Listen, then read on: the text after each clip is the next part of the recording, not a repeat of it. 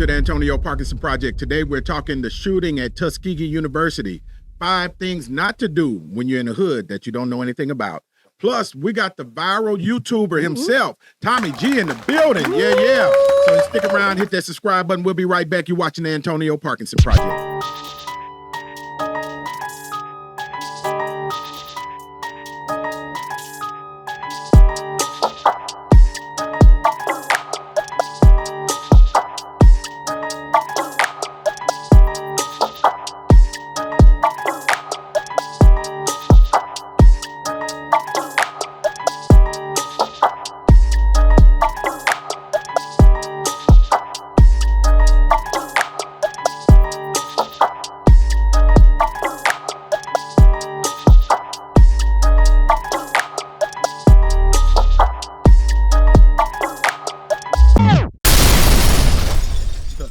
Welcome back to the Antonio Parkinson Project. I am Antonio Parkinson. You're watching the fastest growing visual podcast in the Memphis market. Let's give it up. Yeah.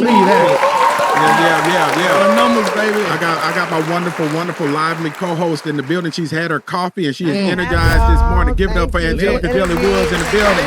I got 6 hours of sleep last night. I'm full of energy, okay? She sure is.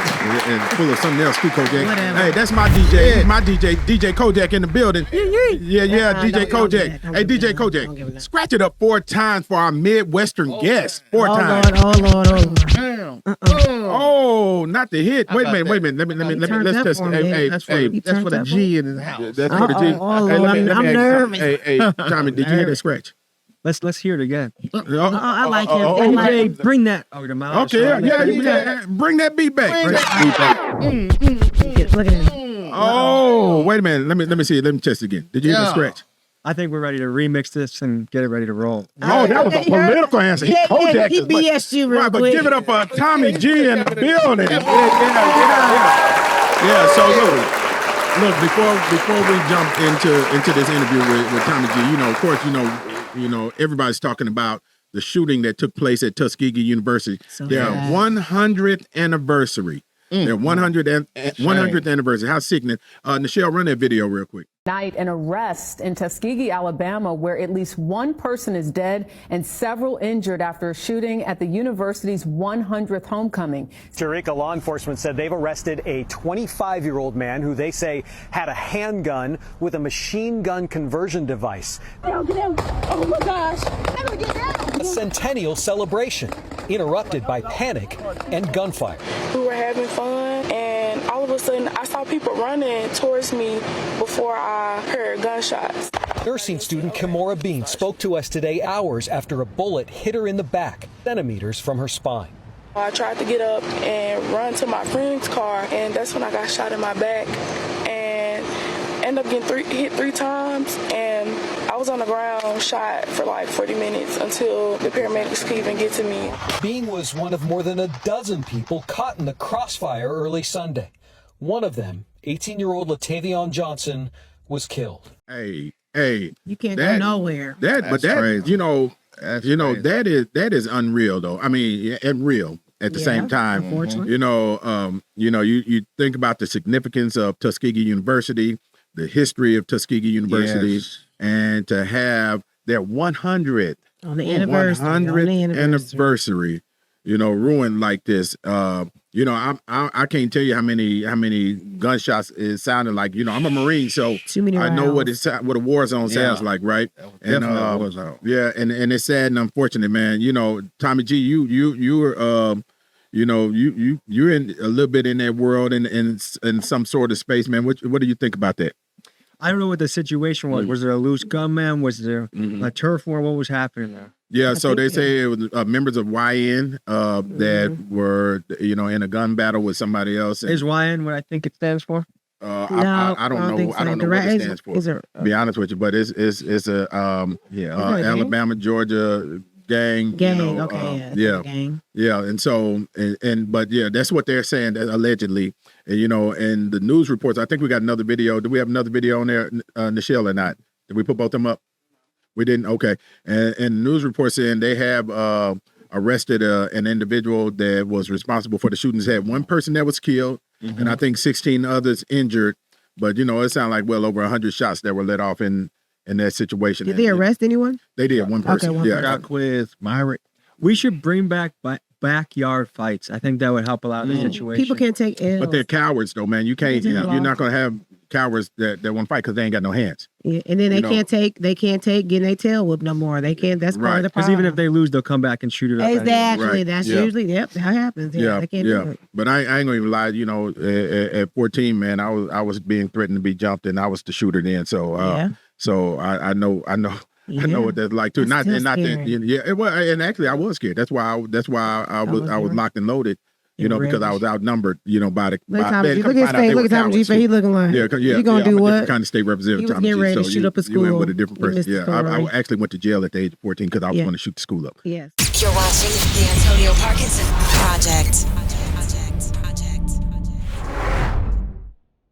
Yeah. With a gun. You pulled some Columbine shit? Yeah, he was I would have been first in Texas, He would've been actually. first. Port Arthur, Texas, home That's of the trail. before Yeah, Columbine. yeah, Yeah, that's PAT. before he'd have been the record. Yeah. First. I was gonna set it off, but you know, but the reason was, you know, I was being bullied. You know, I wasn't a gang member though. I was just I was the individual that was being bullied, right? And so what I learned in Port Arthur, Texas, is that this is how you get the bullies off of you. You know, you blow their asses off. So and then you know, and then that's the end of that. And so I had Thank God in you my did. mind had set.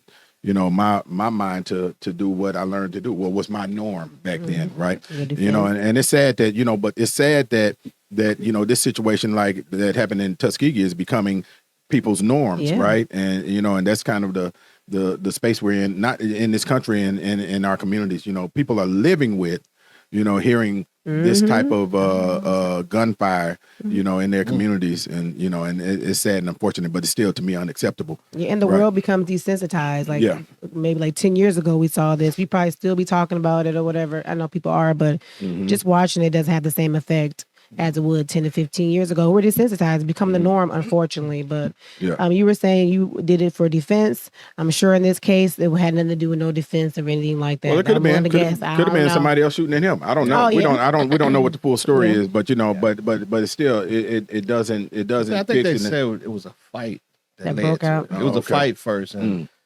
like G was saying, they came back on them. Yeah. It's sad. Yeah, it is sad. But Tommy Right. G, look, man, look, 2.4 million subscribers on YouTube. Wow. A Man, blind dog gets a bone every once in a while. man, that's a big ass bone, right? Right. That's a What size Tyrannosaurus bone Rex is it? bone there, man. But you know, you know, tell me, how did all of this get started? How did it even start? You know, for you. I've always been someone that wanted to explore the world and be curious. And so even before I started a YouTube channel, I was doing things like in college, I went to go live with a tribe in the jungle. Oh, In the jungle? Yeah. And I drank What jungle? spit. Go back. You were drank- what- jungle.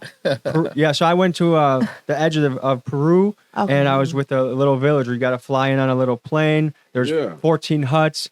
They drink this stuff called chicha, which is made out of river potato and spit, and that's their main drink. And they hunt with blowguns. They shoot armadillo, monkey, bird out of a tree. And I lived that life for a couple of weeks, and I was always fascinated coming up watching documentaries from places like Vice that you go in, it's this real, raw, authentic look to what's happening in the world. And I thought, I don't know if that ever could be me because I have no journalism background, I don't have the credentials. Yeah. But right now we're living in this world where anyone could be the next journalist, the next content creator. Credentials have gone out the window. It's about who's willing to hustle, who's willing to get the story, and who can get that inside access that no one else can. And that's really what we've specialized in. Our breakout story was the Kia Boy story in I was Milwaukee. going to ask you about Oh, that. really? Yeah, the Kia boys. Yeah. And ever since that moment, we Right. knew that the documentary world was our space, and we haven't been off the road since. We've been hustling. We've been building relationships and getting inside access that most crews cannot. Did you ever, let me ask you, did you ever have a full-time job? And when did you know that I'm going to do this full-time? This is what I'm going to do. So I was in the corporate world for the first 5.5 years out of college, and I hated it. I had a What did cubicle. you do, man? So this is actually what. But the thing is, I'll give you a little background. I was in the payroll business. I worked for a company called Paychecks, and so basically, I grew up in like the whitest suburb you could possibly think of, and then in this job, I was assigned the hoodiest of the hood, like at 53206 in Milwaukee, where being 6 set out up. of 10 dudes walking around have been to the pen. So like, it was a real deal zip code where it was just a totally different environment. But I worked that for 5 years, and I got to be comfortable. I got to get the lingo. I got to figure out what was going on. You got some credibility. Yes, but that was a job that at the time I thought it was a complete waste of time. But I wouldn't be doing what I am today without that experience. Yeah. Eventually, I got another corporate job, and I got fired from it, and it was the best thing that ever happened to me. So I was going to be married in 6 months, and my wife told me, hey, I'll give you 6 months. If you're not making X by this 6 months, then you have to go get a real job. But if you can make it either through real estate or YouTube or coaching wrestling, those are the 3 buckets I had, then you can go for it. And so about month 4 of that, the Kia Boy video came out, and I knew this was the path. Wow. And it took off very fast. I think it's still one of the most viewed. Yeah, it's like 7 million views right now. It's ridiculous. Yeah. And that shout out to the wife. I don't know your wife's name. I always say Sweet Cheeks. Okay, shout out to Sweet Cheeks. Okay, but I always big on saying that who you're connected to matters. Your spousal support matters. Your helpmate. Huge. You be quiet. Helpmate matters. So shout out to the wife for being supportive because that's She's a big the key to the empire. 100%. Thank you. Can you tell him that? Without my wife, this wouldn't be anywhere where. Thank you, wife. Thank you. There's some haters. Thank you, wife. Thank you. I'm glad. It's my wife. Yeah, like I don't. She's my biggest supporter too. You must be the doghouse. It's a plug. He slide it in. Hip Hop Lounge. She at the Hip Hop Lounge right now making some vegan nuggets. She's unthawing the chicken. Unthawing the chicken for the night. You're watching the Antonio Parkinson Project. So you know the Kia Boys and from there it just evolved and took off even further. Do you feel like you're in your purpose? You're enjoying this space that you're in, man? I feel like I am what I'm here on earth to do in this chapter of my life. I am doing it right now. That's so amazing. I wake up and I'm very excited every single day. I'm excited to the different stories that we're covering. And I feel like we're on a mission, and I'm loving it. I'm grateful for it. I don't take it for granted for a minute that this is what I get to do. I feel like I have the best job in the world. Yeah, you give me vibes. You are happy and everything. I have a question quick, though. How old are you? I just need 31. 31. Oh, yeah. That's the fact that you could say that at 31. A lot of people are 50, 60 and cannot say that they're living the purpose or even know the purpose. So that's amazing. So if you don't do anything else, you are living a fulfilled life and you exude that. So I can attest for that. I guess for all the people back home that feel like they're not quite there yet, living in the thing that they feel like is their mission, it's just keep chipping away. Even when I had a corporate job, I was building things in the off time. Yeah. I bought my first piece of real estate when I had that job. I was coaching wrestling on the side because I've wrestled since I was 10 years old. I wrestled through college, and that's important to me. So I filled my bucket in other ways, but there were times where I'd be in a parking lot staring at the steering wheel wondering, like, how am I ever going to get out of this? Like, I knew where I wanted to go. I felt like there was more in life to me, but I just didn't know how to get there. And then I wrote a list called Ideas That Could Change My Life. Kia Boys was on that list. Yeah. I knocked some of those ideas out, and one of them did change my life, and here I am today. So when you put your vision on paper, basically, wrote it down, made it clear. These are lessons, man. Seriously, I hope our viewers are watching. You put your vision on paper, and Kia Boys was on that paper. So yes, that is incredible, man. And how long ago was that? 2.5 years ago. So 2.5 years, right? So you eating now. You eating off of your passion, basically. Right, but it was never about money. I lost money for 4 years on YouTube I was doing prank videos before. I lost money for 4 years doing it, and then all of a sudden I'm making more money than I ever had in my life, and I can't even believe it. But that's incredible. If I just replaced my corporate income or even made a fraction of that, was able to pay my rent doing what I love, I would be doing it. Right. So, but it just so happens that when you do something you're passionate about, somehow the money comes with it. Yep. Yes. But I always have walked away from decisions that are just about the money. Like there's tons of money in sponsorships that we could have on this channel, like gambling or online casino companies. They give good big money. Gamblers do. Recently I turned down an absurd amount of money because it's like, you can't just sell out for the money. You have to have things that are aligned with what you're doing. Yeah. And we have the long-term vision. So we think we have some of the best relationships on the planet when it comes especially to the underworld, but now to the other side of the coin. Like I just did a video with a billionaire. I just did a video with a Navy SEAL. We want to be the most trusted independent journalism platform in the country. I feel like we're getting there, and I feel like we have work to do, but we will be there. Okay, I have a question though for you, because even when you're going back to this vision and what you wanted to do, now, when he came in here, he didn't come along. He did come like 3 deep. Okay, so a lot of times, the support is not there. Everybody is not supposed to see the vision or even go along with the vision. So the people you rode in here with, were they day ones, or did they come part of the journey? Were they supporters, or did you lose some people along the way? Because I think that's really big and key in this your journey. I think they've been here since day one of the documentary journey, and these guys have they hustle their absolute cojones off. Especially, I mean, Keegan, Miguel, they're behind. They're the secret sauce. If we didn't have them, the channel is a fraction of what it is. So we have guys that we're willing to go long days, long nights. We're putting in the work, and we're doing things the right way. And so building the right team is key to the empire. You're watching the Antonio Parkinson Project. I want to go back to this. You hit I think a very, very key point, and you talk about timing. Trusted journalism. Trusted journalism. So, we know that journalism is in the shit under the liquid in the trash can. Yeah. Right. And I'm talking about the dumpster in the alley of Skid Row. Yeah. Right. And so we know that you can't turn on a television or a major network and not get a skewed account of what's going on.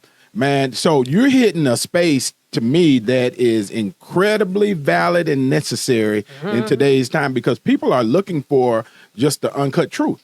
We know we have been lied to for decades by mainstream media. And so that opened up a huge gap for us to come through. I'm not the smartest, I'm not the best, but I do have a genuine interest in trying to tell the truth. I do have a genuine interest in asking the best questions and figuring out what the heck is going on with whoever I'm interviewing. And people can feel that. And so it's fun. Like we're running laps around, like if you look at CNN's YouTube channel, I cover Kensington, Philadelphia. They cover Kensington, Philadelphia. And their piece, they targeted me and another friend of mine who also covered that place, saying that we're using people, we're exploiting people, blah, blah, blah. Wow. Then they copy the exact same story we do, but in a worse way.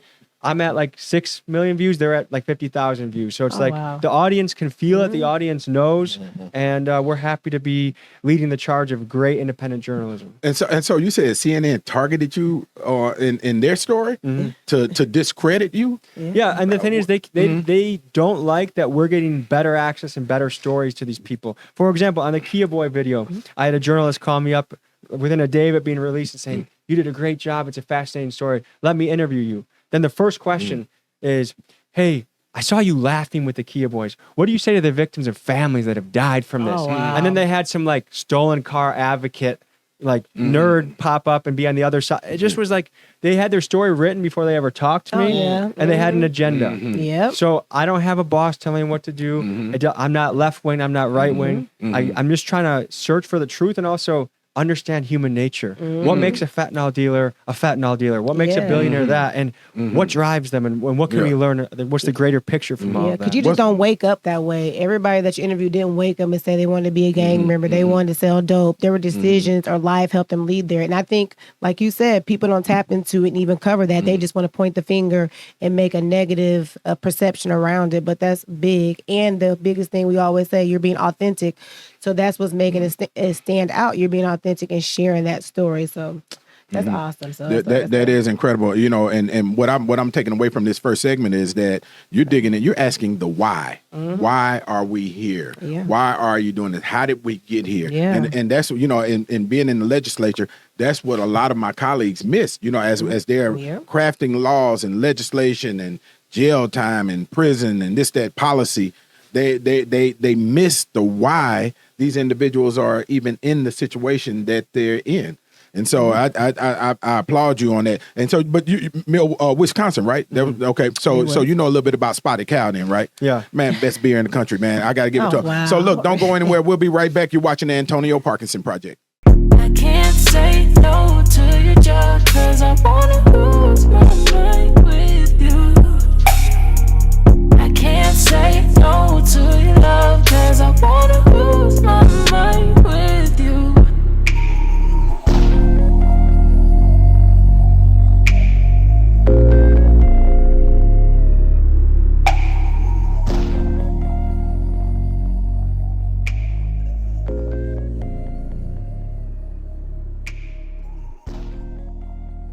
Hey, it's Senator London Lamar, and you're watching the Antonio Parkinson Project. You're watching the Antonio Parkinson Project.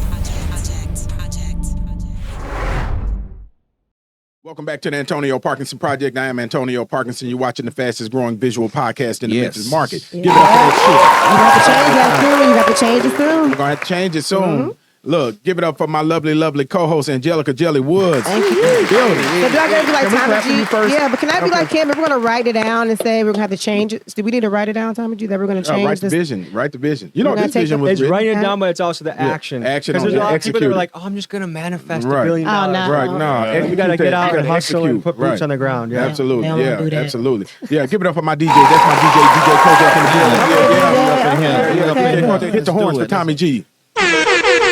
Yeah, y'all heard it. Y'all heard it. Did you hear it? Did you hear it? You heard it? Tommy G in the building. Yeah, you've been around black people too much. You hear lying. Yeah, I heard it. Not lying, Angelika. You're the only one that didn't hear it. I don't know, man. I never. I'm like, no. She's the only one. April, did you hear it? Did you hear it? Hey, bro, don't you do it. She heard The it. Lord watching you. I mean, I'm just saying, man. Jeez, golly, boy, it's always look. It's Where always three or one. more people are gathered. There's always one now hater you in the want to be midst. fine with a day. There's always a hater in the midst. What's it? Hey, but look, let me, Tommy G, you're in Memphis, right? Is this your first time to Memphis? First time in Memphis. Oh man, give it up for that. Give it up for that. Get it, baby.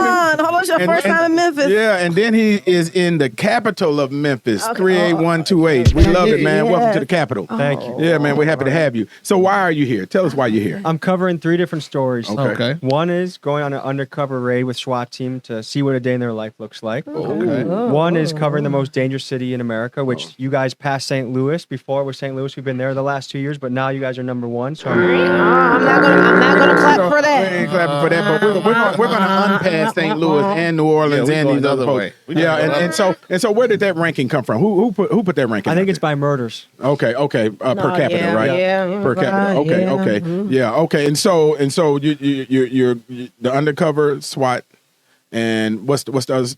I'm going to be meeting up with a group that's, I'll just say for the purpose of radio, they're big into growth and development. We're going to be in a big I understand. group, and we're going to dive into their life. I understand. Okay, that's the second one, or did you do all 3 already? No, so we've only done one, Okay. and by Saturday, we'll probably be locking and loading out back home to Milwaukee. Okay.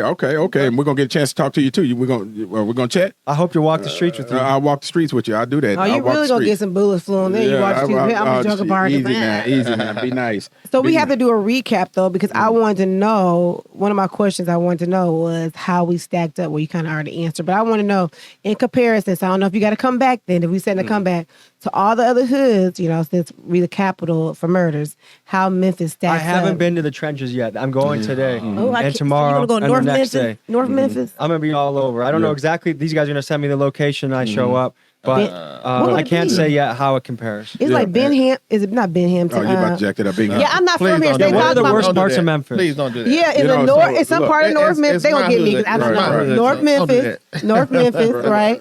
Yeah. Not the So pockets. some of the places that we might take you to, we might push you in and stay back while you go on in. I'm just kidding, man. I got one around the corner. I can push you into. What God lives.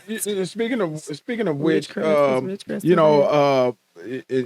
let's talk about things that you don't do when you go into these communities. Like, give us 5 things that you do not do when you go into a hood that you are not familiar with. Mine is turn your blinkers. Like if somebody has their blinkers off, I'm not going to tell you. I'm not going to flash you. Turn them on. Period. You're talking about their blinkers? Or Yes, your lights? the lights. If your lights are off, I'm not going to tell you to turn them on because they said that's. I could be wrong. Tommy, you should know.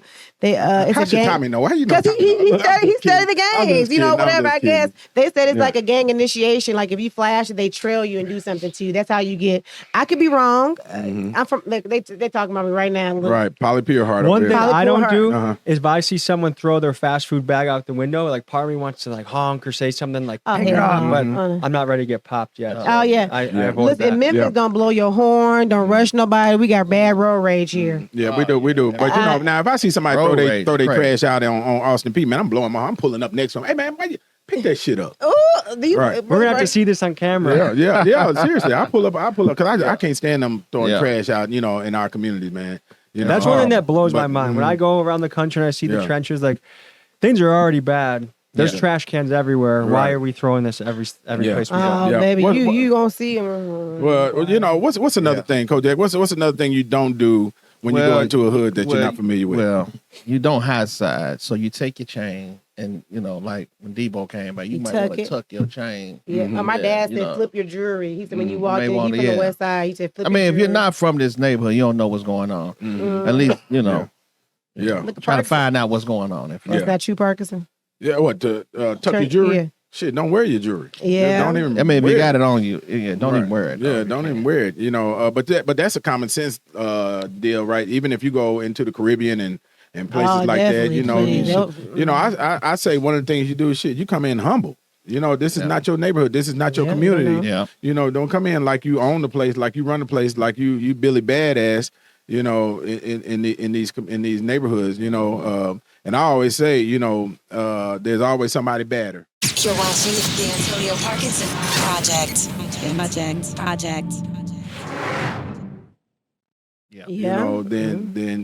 Then you. I believe in you go in, you be kind and you treat people with respect. What about colors? I said certain colors you just don't. You got to be conscious of. You don't. You go to a certain neighborhood, you just don't, or wear your hat to a certain type of way because you can be repping something you don't know you repping. Since we talking about this, let me ask you a question, Tommy.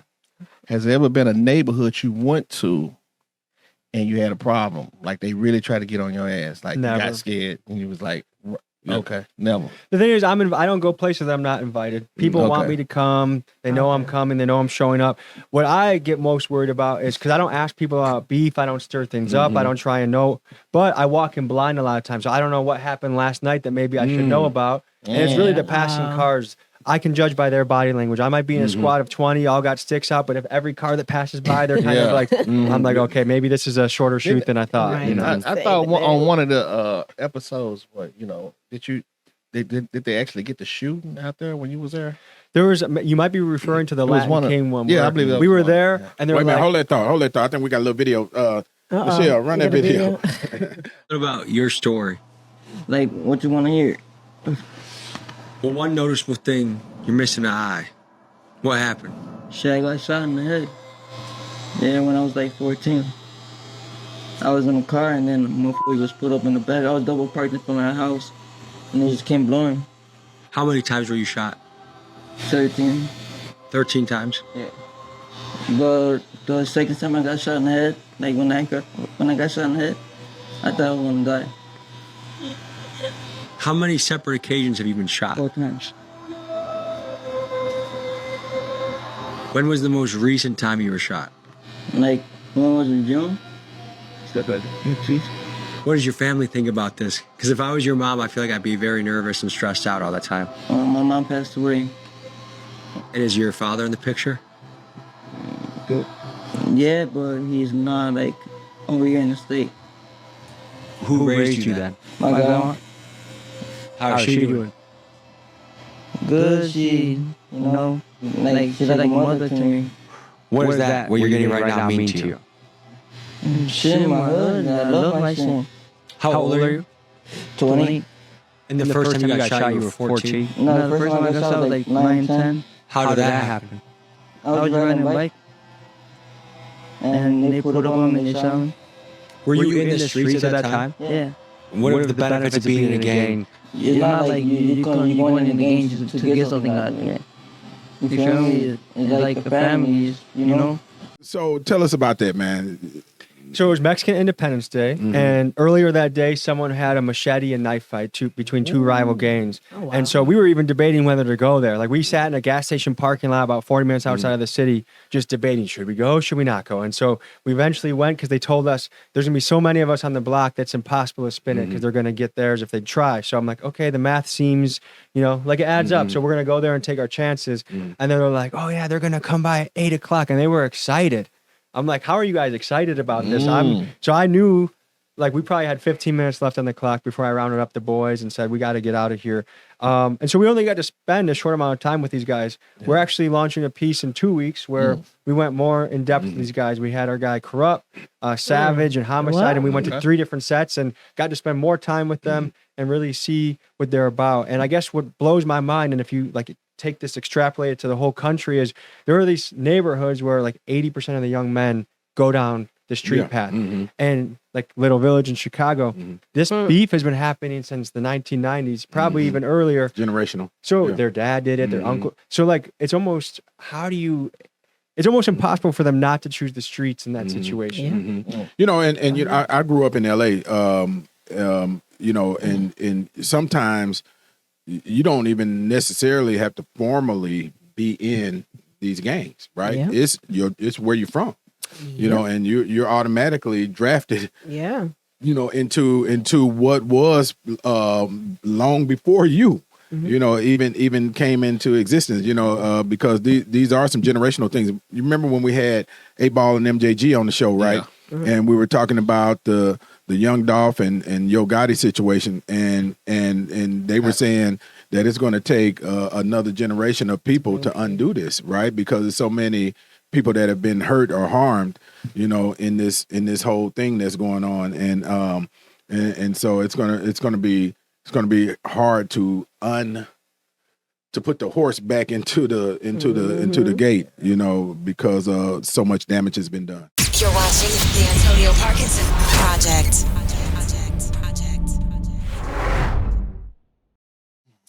It's hard to see your way out. And the point that these guys will bring up is like, imagine if it was your brother, your dad, your friend, like, wouldn't you want to do something about it?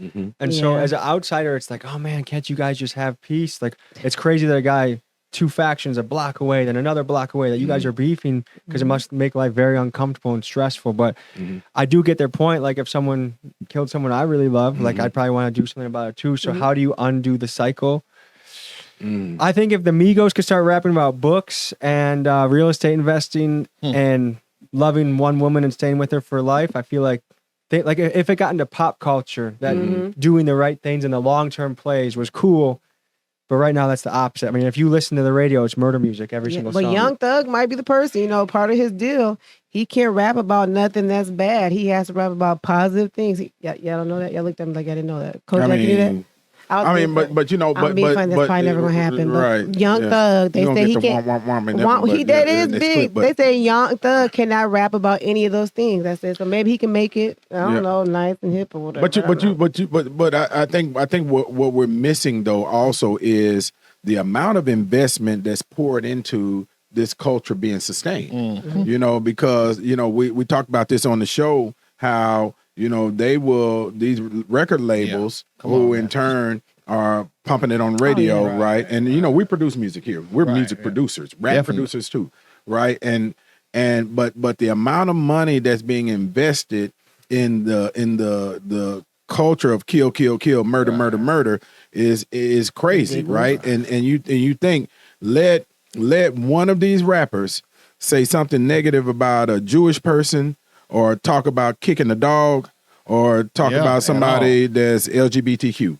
They'll strip those budgets away from them so fast, man. You think, man, God threw the angel back down from heaven again. But you can blow up a whole block, right, and get more money and make it sound cool. Yeah. I mean, and to be honest, like I kind of like when you're going to the gym, I'm not listening to like the community service album where it's like I helped a grandma across the street. No, it's like you're listening to like the switch music because that's what gets you going. And so there is a certain energy that music gives that if you use it in the right way can be positive, but then there's people that are listening to it from a really young age, and then there are areas where it actually goes down, and it's just like a software program that you need to rewrite. But Tommy G, you have dabbled in music, correct?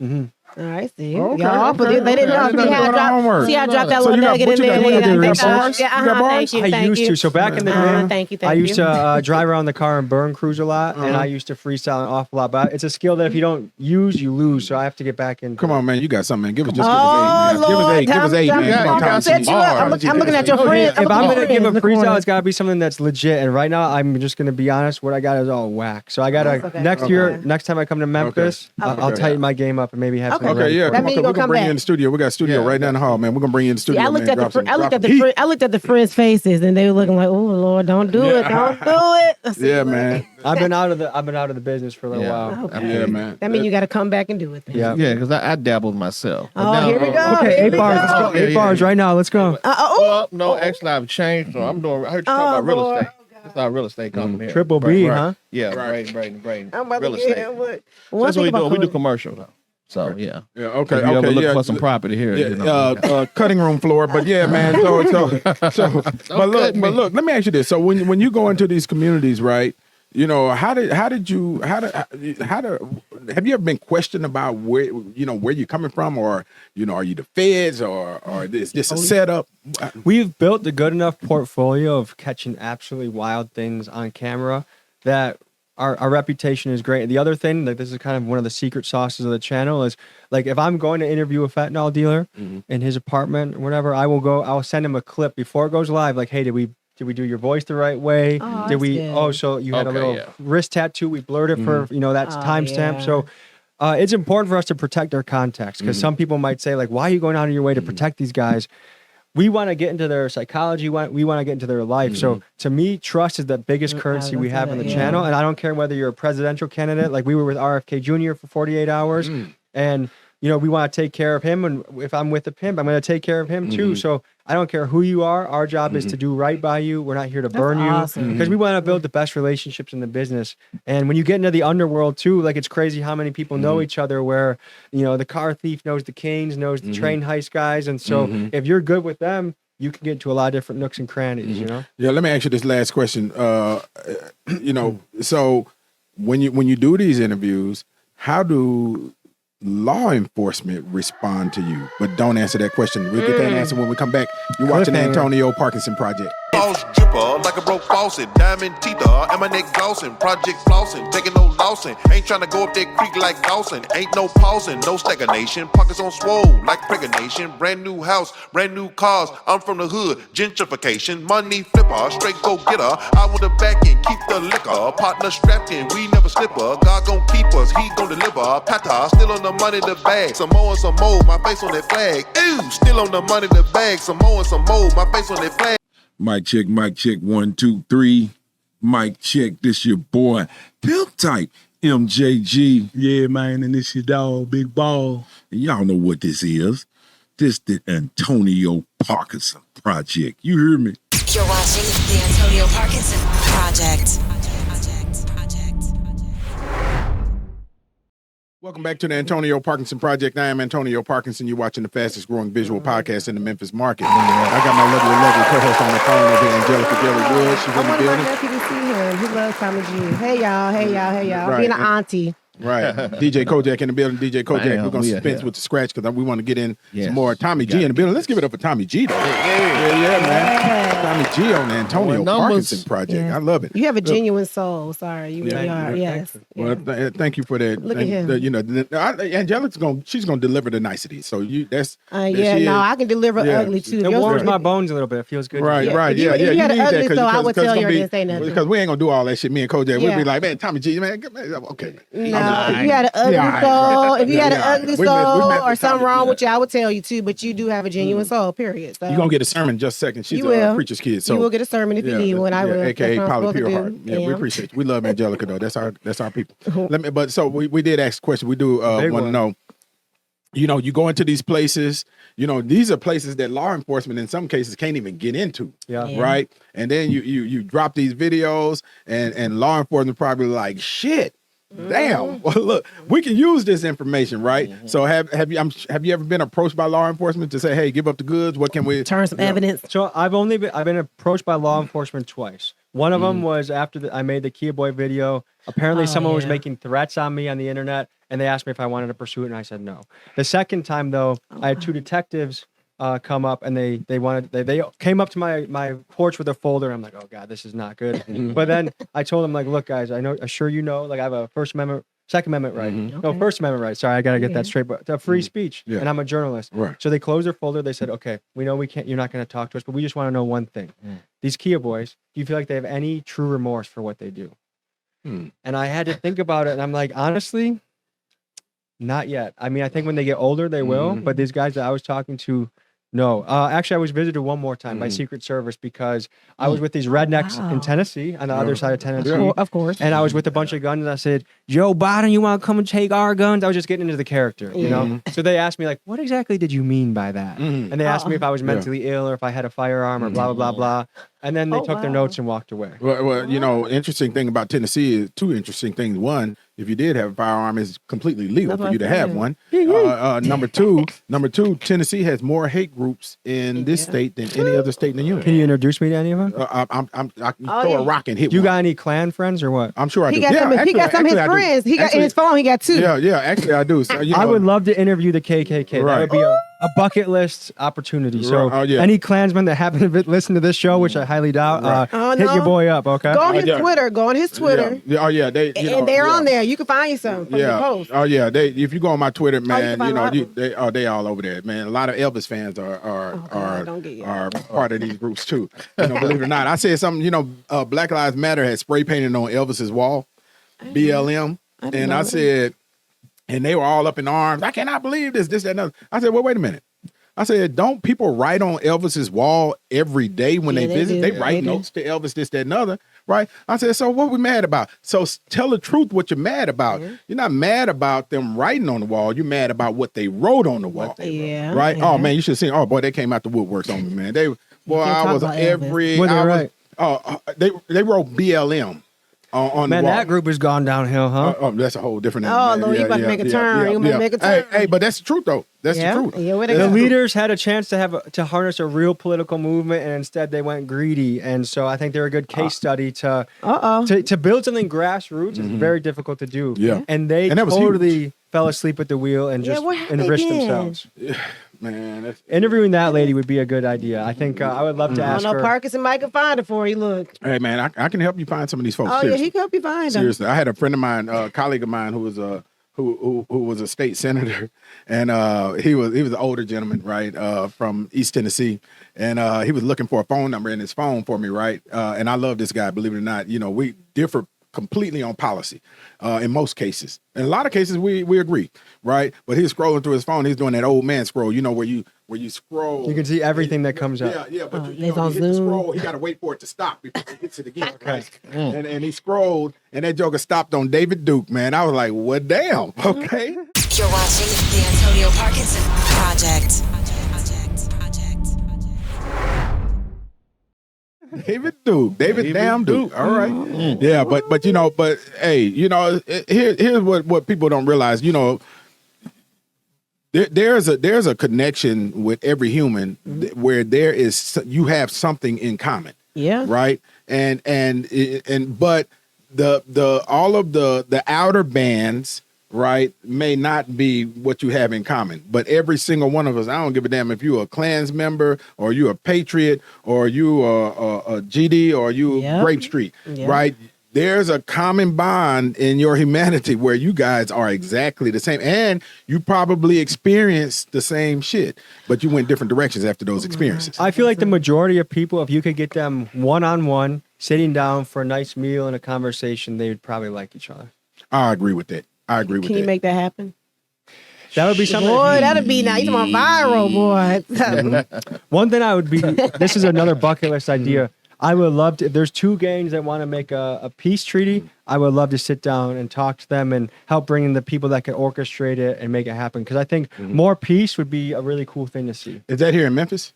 I don't have any leads on that right now. Okay. Every group I ask is like, nah, it's never going to happen. It's interesting because if you really, really go back to the origins of the gangs, they're good. Right? They're if you go back to the origins of, I lived in Nickerson Gardens in Watts, right? That's where the hat game came from, right? From Brims, the Brims, right? And but they were there to protect the people of Nickerson Gardens because of police brutality.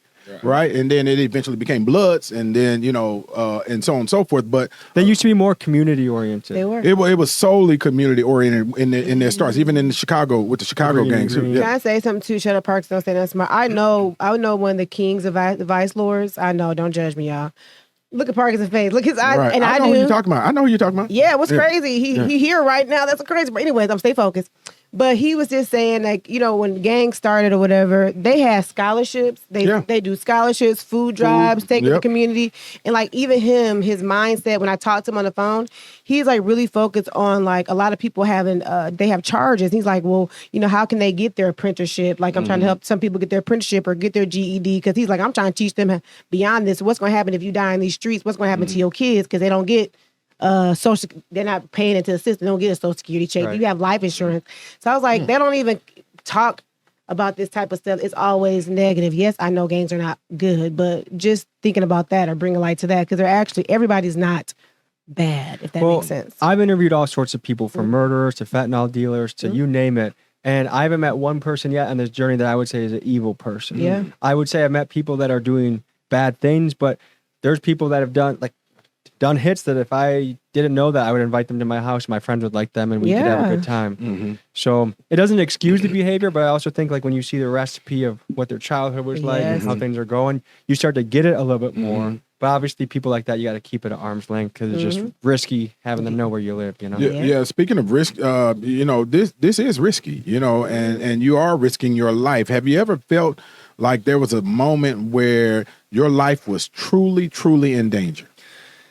We were in Piedras Negras, Mexico, across the border from Eagle Pass, which is one of the premier places of border crossing. And we were interviewing a guy named Hostage who before said, I don't know if I should do this the night before. I'm wanted. And we're like, by the cartel or the government? He's like, by the government. And so we're like, okay, we're going to get in there. We're going to go in the morning. We're going to get out. We interview him. It's going well. I go to the bathroom. As soon as I come out of the bathroom, bam, in el piso la verga. Get your on the ground.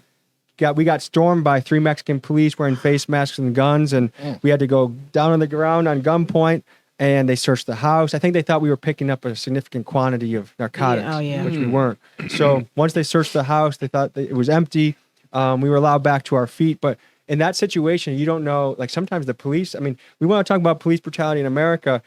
Mexicans will laugh at us because it's way different down there. Yeah. You got to bribe your way out of situations. They would literally take you to an ATM and make you take out a certain amount of money. And so I don't know, are these guys cartel? Are they police? Who are they? Are we going to go we're going to disappear? But thankfully we were led back to our feet and able to continue on with the story. You're watching the Antonio Parkinson Project. But what does your wife say about these situations? When you came home, did she say, no, you can't go next time? Sweet Cheeks has probably got... I love Sweet Cheeks. She's got ice water in her veins. I feel like she's more cool than I am with these things. I get more scared than she does. She is. She lets me chase my path and she encourages me.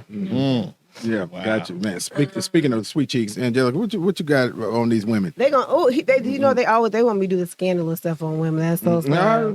We didn't say do scandalous. We just said ask. You know. Okay, so you didn't always know Sweet Cheeks, of course. You know. You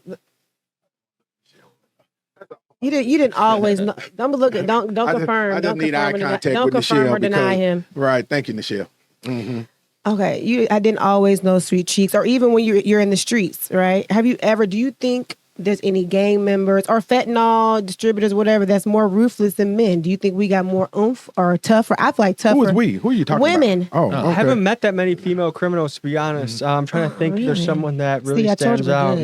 We pretty much, when it comes to people doing the worst, it's always been men. Yeah. Oh yeah, that's not about right. But have you run into any female like gang members or those that are in it? They're loosely affiliated. Like you might be dating a Latin king, but you're not really in the streets like that. I mean, there might be occasional that we haven't really noticed, but for the most part, it's always been men. Okay. You should study it. You should study a women gang. That'd be different. You know what? Mellow Bucks out in Chicago. Yeah, I saw that. Drench gang. Chicago. I mean, they turn up. They were twerking on every surface of land you could find. They're on a car. They're on the concrete. Every surface of land. That was an episode that if I was single, that would have gone a lot longer. But cut it short, Sweet Cheeks. Yeah. But Kojak, hold your question for 1 second, Kojak, and don't forget what you was about to ask. But speaking of Chicago, have you been on O Block and talked to any of them folks? I think O Block is overrated as far as the danger aspect. It's it's a gated community. So I'm not saying stuff doesn't go down. I'm not saying it's not very dangerous, but you have to give your ID to a security card. You got let in through a gate. They have their own private security force. So I felt very safe when I was in O Block, although I've never been there at 3 a.m. in the height of the King Vong era, you know? So I don't know. I can't speak on that. Yeah. Kojak, I'm sorry, man. I didn't mean to. Well, you know,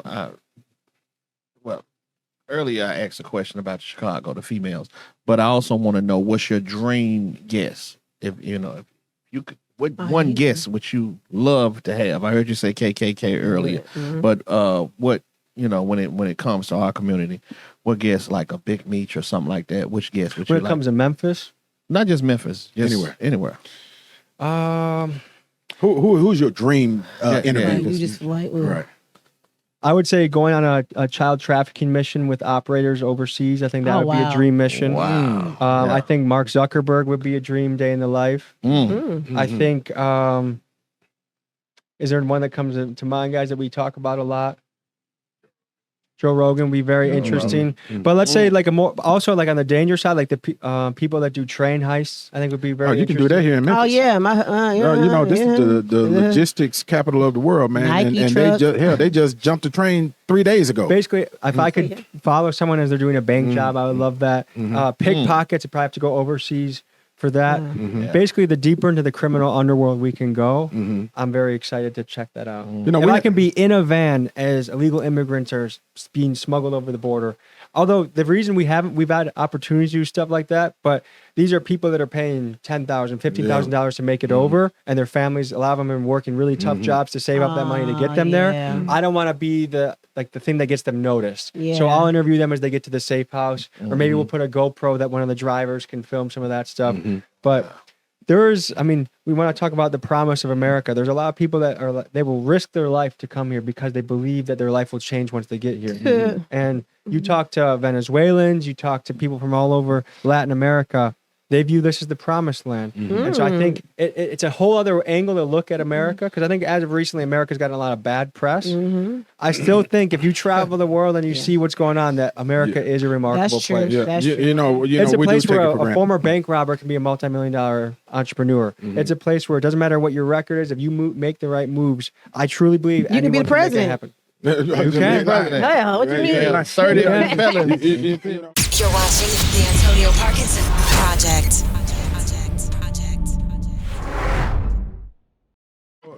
And that's very true. And it's interesting that you say that, come from the perspective of somebody in Venezuela or some of these other countries, it almost becomes a spiritual mission, reaching the promised land, right? For opportunity, land of milk and honey, quote unquote, it is biblical. Yeah. I mean, there are people that if you could just get them, there's people on the other side of the border in Mexico that they walk the bridge every single day to go work at a Wendy's or McDonald's, and they are the staple of their family. And they view that as such an opportunity, because you're talking about places where there's not even fridges in the houses, or there's things are like the bare necessities. So I think it is all a matter of perspective. And that to me is encouraging to see, because I've seen entrepreneurs of all sorts, all backgrounds, all stories that make it happen here, and I do still believe in the promise of America 100%. Yeah, interesting. Yeah, and I've done a lot of travel too, global travel too, and I've seen that abject poverty. Hell, you can go to East Tennessee and see it. They don't have Section 8 in Mexico. Right. Like there are still places that even in the trenches of the trenches, there's bullet holes in the siding, but you go inside the house and it's a pretty nice place compared to what other people are living like. Jamaica, you build room by room. They have living a room, building next room like that. It's I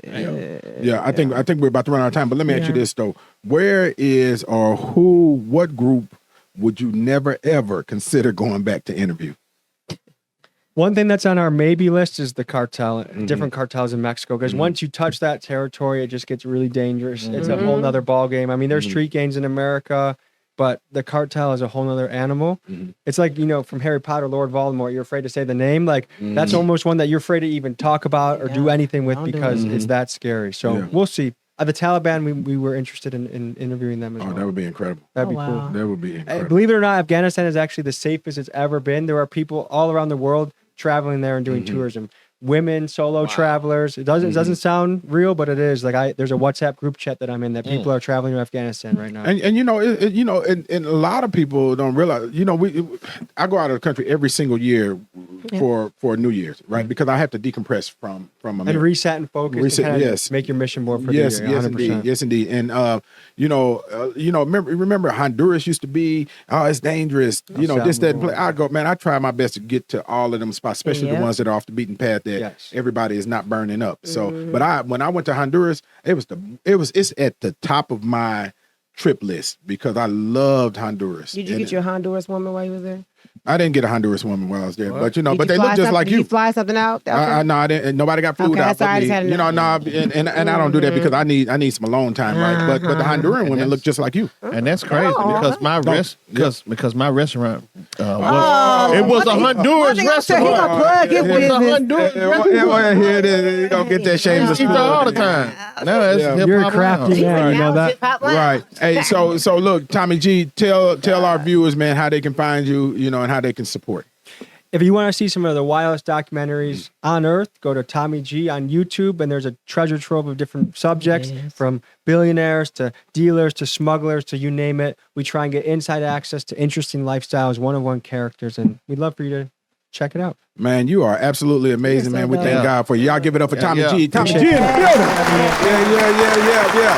So look, y'all, make sure you lock in. This has been a special. We normally live and shoot on Fridays, but Tommy G was in the building, so we want to make sure we got him. And thank you again for joining us on the Antonio Parkinson Project. No, we truly appreciate you, man. And we pray for your safety. And keep on doing what you're doing. Yeah, keep okay, doing what you're y'all doing. make sure y'all hit that subscribe button. We'll see you next time. You're watching the Antonio Parkinson Project. Powered by Black Market Strategies.